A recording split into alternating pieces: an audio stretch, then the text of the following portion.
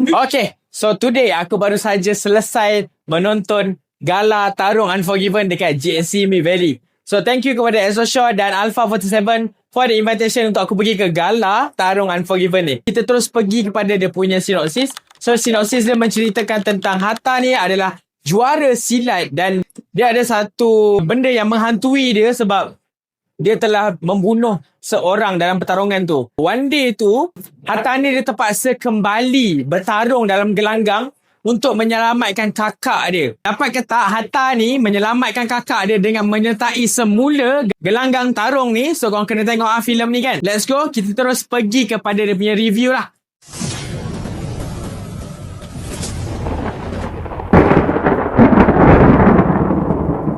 Welcome back to Movie Z Channel. So today aku nak share dengan korang review tentang Tarung Unforgiven.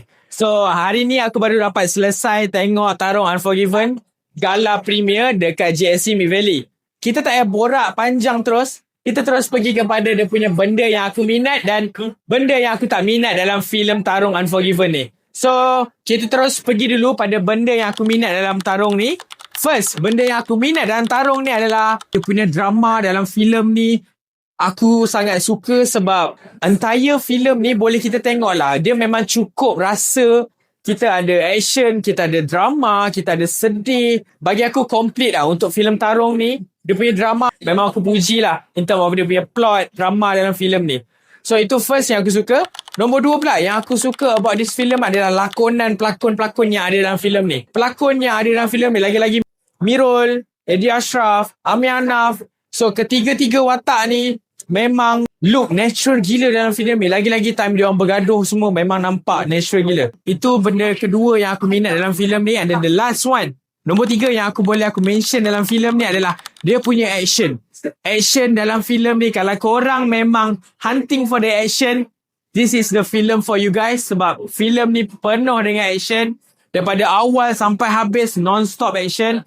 Tapi korang kena tahu juga dia ada selit-selitkan dengan drama dalam filem ni. Bagi aku, action memang sharp, memang nice gila.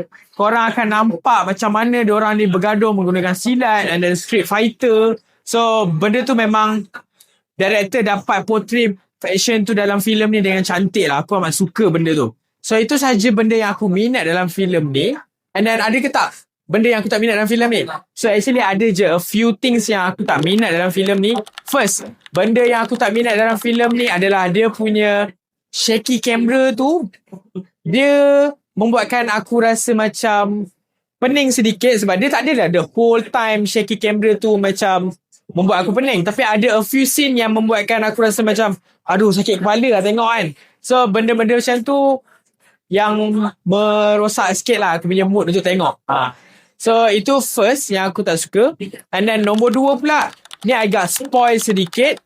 Aku kurang berminat dengan macam mana director buat watak Ami Anaf ni. Sebab dia boleh dikatakan macam komedian je dalam filem ni. Sedangkan, based on the story, kita tahu watak Ami Anaf ni sayang sebab dia seorang pesilat. Sama macam Hatta. Tapi, kita boleh tengok dia jasa macam pak lawak je dalam filem. Agak kurang best lah. Dia tak ada justice untuk watak Ami Anaf ni. Benda tu agak spoil sedikit kat situ. Sedangkan aku hopefully dia dapat tunjuk yang Ami Anaf ni dapat bergaduh, bergasak semua kan. Tapi benda tu kita dapat tengok pada hujung second act tu je.